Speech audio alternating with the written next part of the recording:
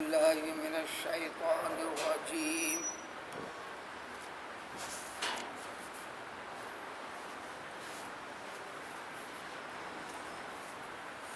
وقالوا لن نؤمن لك حتى تفجر لنا من الأرض ينبوعا أو تكون لك جنة من نخيل وعنب فتفجر الأنهار خلالها تفجيرا۔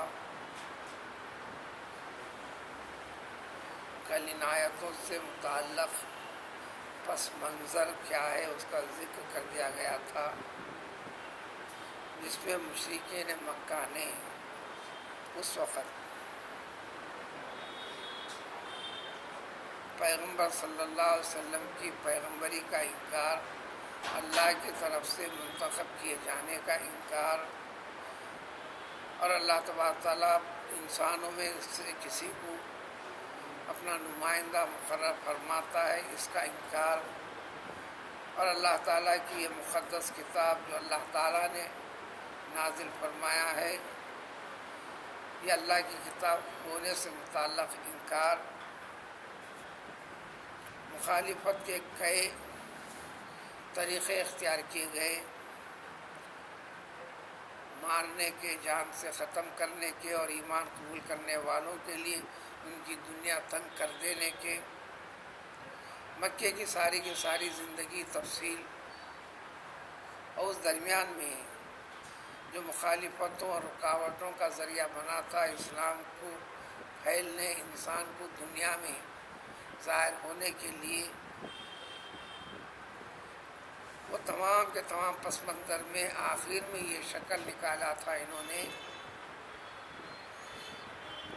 اس وقت کے اپنا اقتدار جما کر بتانے والی طاقتیں اور قوتیں جتنی تھیں، وہ سارے کے سارے رہنما جس کو کتابوں میں، اب سیرت کی کتابوں میں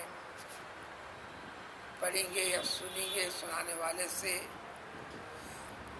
سارے سرداران قریش جو مختلف قبیلوں میں تھے، ہر قبیلے میں ان کی ایک حکومت، مملکت تھی، صدیوں سے چلے آ رہا دین بت پرستی کا، جس کی بنیاد وہم اور گمان کے اوپر، کتے کی بنیاد پر،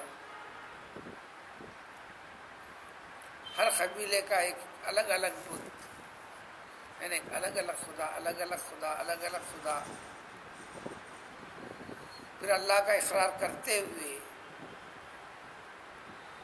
اللہ تعالیٰ کی قدرت میں، اللہ کے کاموں میں ان میں سے کسی کو شریک ٹھہراتے تھے۔ اس خرابی کو دور کرنے کا جب تذکرہ اللہ تعالیٰ نے اپنی رحمت سے کلام پاک کو نازل فرمایا تو اس کا انکار، تو ایک شکل نکالی تھی، سب اتفاق ہو کر آپس میں جھگڑے ہیں، آپس میں قبیلے الگ الگ ہیں، جیسا کہ نقشہ آج اس دنیا میں بھی ہے۔ ہر قوم میں پھر قوموں کے اندر قوموں کی تقسیم ہے، مخالفتیں ہیں، جھگڑے ہیں۔ یہود و نصارہ میں مذہبی اعتبار سے سب سے زیادہ جھگڑا ہے، نفرت ہے۔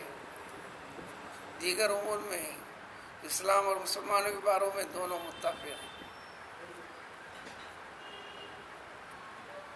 مشرکوں سے کوئی اتفاق نہیں ہے، یہودیوں کو، نصرانیوں کو، لیکن مسلمان اور دین اسلام کے اس میں ایک کم و بیش ساری دنیا ایک جیسی شکلیں کم و بیش ہر نبی کے ساتھ ہوئی ہیں، اس کے ساتھ سب سے زیادہ ہوئی ہیں، تو آخر میں سب مل کے ایک تصفیہ کیا تھا انہوں نے، آج امت کو بلا لیا جائے علیہ السلام، ان کے سامنے دنیاوی اعتبار سے جتنے منصب ہیں، عہدے ہیں، یا مال و دولت ہے، یا شان و شوکت ہے، یا کوئی پسندیدہ جس کی طلب ہے، یہ چاہتے کیا ہیں؟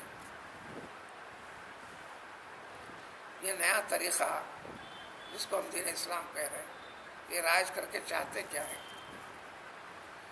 یہ سب پیشکش کر کے ان سے مطالبہ کریں گے، ہمارے بتوں کے خلاف میں ہم سننا پسند نہیں کرتے، بت پرستی کرنے والوں کو بت پرستی سے ہٹانے کی، نفرت دلانے کی ہرگز کوشش نہیں کرنا۔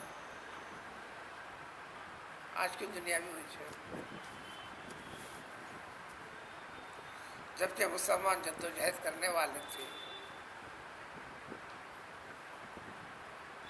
آج کے اپنے مسلمان میں کیا طاقت ہے, کیا جستجو ہے, اس کی تفصیل ان آیتوں میں, آج کی ان آیتوں میں سب جمع ہو کر بلائے. پیغمبر صلی اللہ علیہ وسلم جب بلوائے گئے بڑے خوش ہو گئے تھے.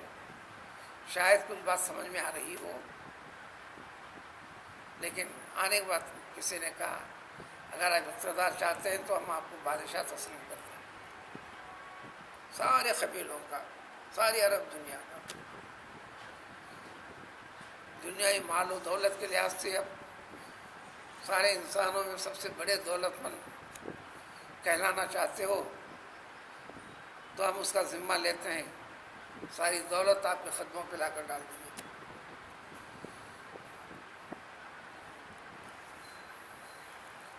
اگر حسن و جمال کے شیدائی ہو, جہاں اشارہ ہو, جو طلب ہو, ہم کو آپ کے قدموں میں لا کے ڈال دیجیے.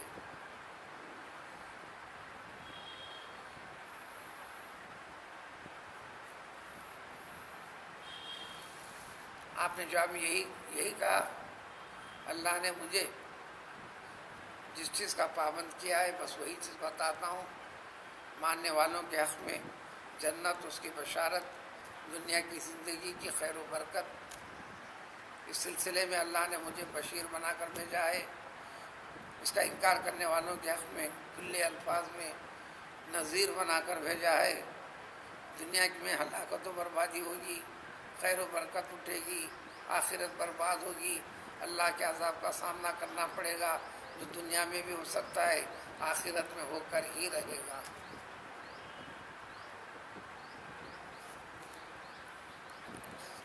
کسی ایک لیڈر نے یہ کہا, کسی نے یہ کہا, کسی نے یہ کہا ہٹانے کے لیے. کسی نے یہ کہا دیکھو ہماری مکے کی زمین اوپر نیچے پتھروں سے بھری ہوئی ہے, چھوٹے بڑے پہاڑوں سے گھری ہوئی ہے. جیسے عراق ملک شام کی زمین جیسے ہموار ہے, زراعت ہوتی ہے, اچھے اچھے باغات ہوتے ہیں, کھیتی ہوتی ہے, ندی نالے بہ رہے ہیں. آج بھی ساری دنیا میں واحد ملک ہے حجاز, سعودی عربیہ, کوئی ندی نہیں, چاہے ملک چھوٹا ہو کہ بڑا ہو, ساری دنیا کے ہر حصے میں ندی, لیکن آج بھی ندی نہیں ہے. یہ مطالبہ رکھا, یہ ہمارے زمین کے اوپر سے آپ واقعی اللہ کے رسول ہیں, کہ سارے پہاڑیوں کو ہٹا کر بتا دیجیے, زمین کو ہموار کر دیجیے تاکہ ہم زراعت کر سکیں, ہماری غریبی اور فقیری دور ہو جائے.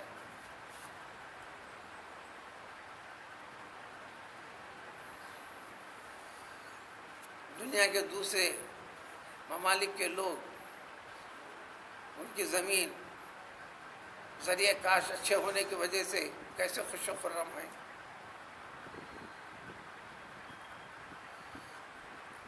ندی نالے جاری کر دیجیے.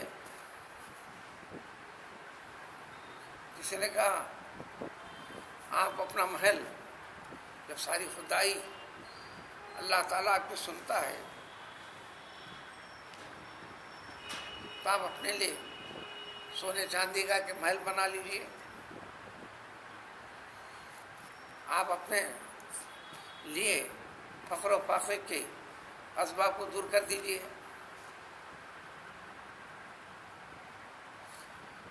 ہر ایک کے جواب میں آپ نے یہی کہا, اسلام اور دین کا مطلب یہ نہیں ہے, اور نہ یہ اس کا حکم دیا ہے یہ کر دو, یہ کر دو.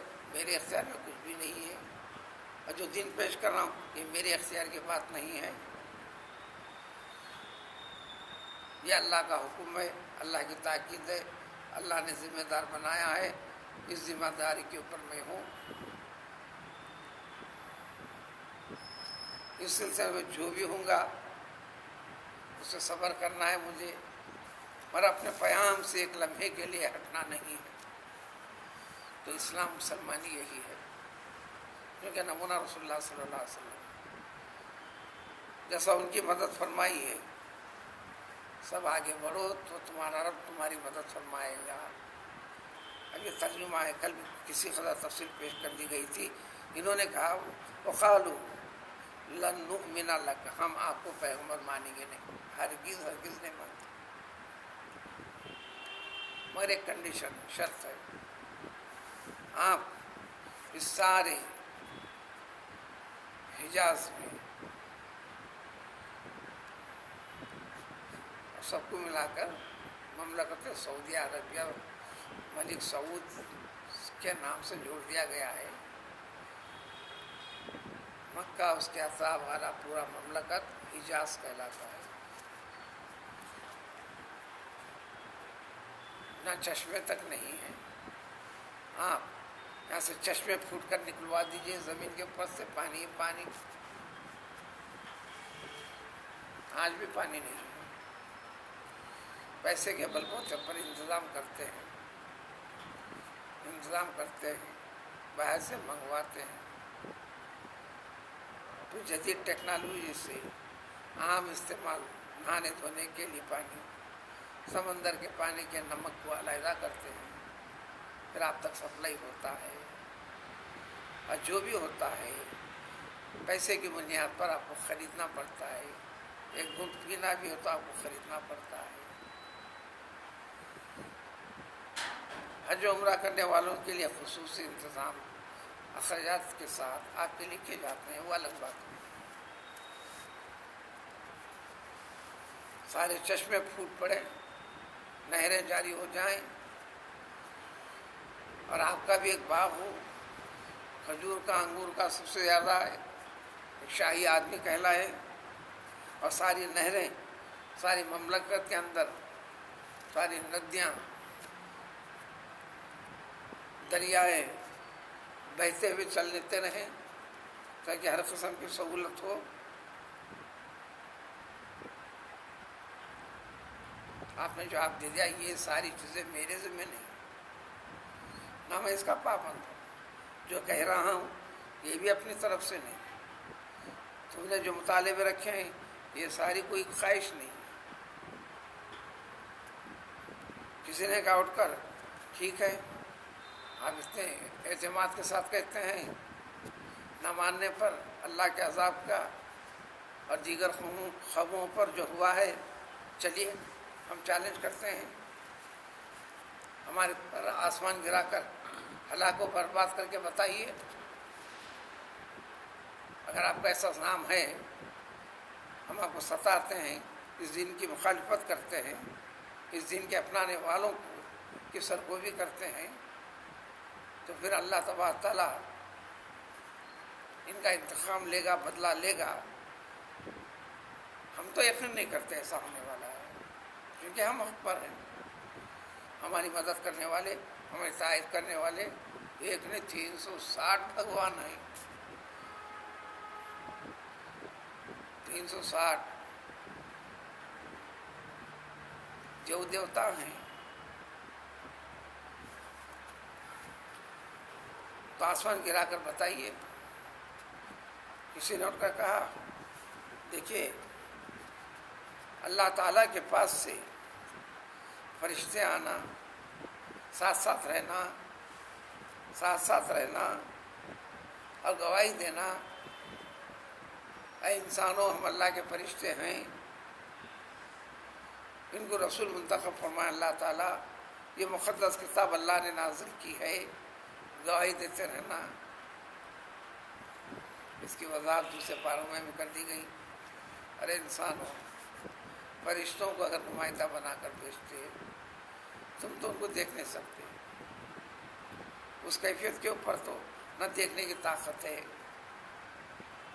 اگر تمہارے پاس بھیجا جائے انسانی شکل بنا کر بھیجنا، جب انسانی شکل بنا کر بھیجے ان کو کپڑا بھی پہنانا پڑے گا، کرتا پائجامہ تیبند پہنا کے کر کے بتانا پڑے گا، پھر تم کہو گے یہ تو انسان جیسے ہوئے یا جادوگری ہے، سمجھے گے۔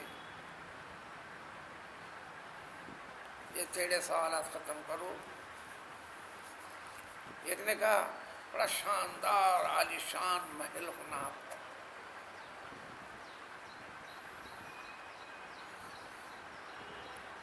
ابھی مسلمان نہیں ہوتے، آپ کے میرے بھائی تھے حضرت عاتقہ رضی اللہ تعالیٰ عنہ،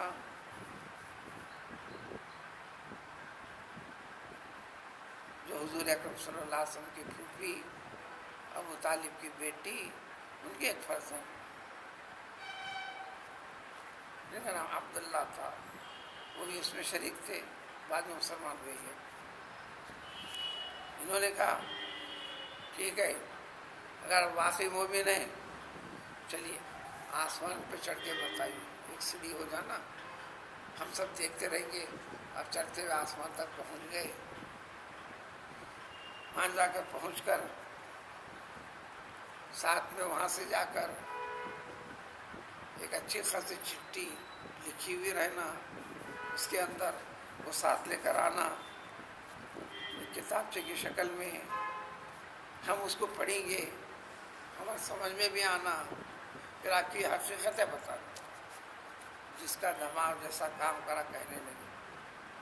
ان تمام کا جواب ایک ہی دیے، سبحان ربی، اللہ تعالیٰ میرا رب ہے جو ہر قسم کے عیوب سے پاک ہے. میں تو صرف اور صرف اللہ نے، میں ایک بشر ہوں لیکن اللہ نے رسالت کے لیے منتخب کیا ہے. تم انسان میں بھی انسان. فرق اللہ نے رسالت کے لیے مجھے منتخب کیا ہے، آپ کو منتخب نہیں کیا.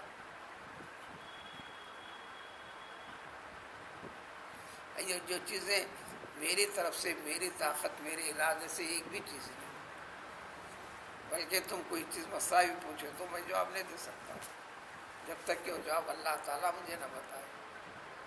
اس کی حقیقت جب تک اللہ تعالیٰ مجھے نہ بتائے، فرشتے کو بھیج کر نہ بتائے، میں اپنی طرف سے کچھ بھی نہیں کہتا. میں صرف اپنی ذمہ داری ہے. اس کی اور وضاحت ان کے اختلاف کی، دین میں بگاڑ پیدا کرنے کی، اور کسی کو حق سمجھ میں آ رہا تو اس سے روکنے منع کرنے کی تدبیریں، اور مزید کیا کیا کی، اس کی مزید تفصیل اگلے آنے والی آیتوں میں. سبحان اللہ.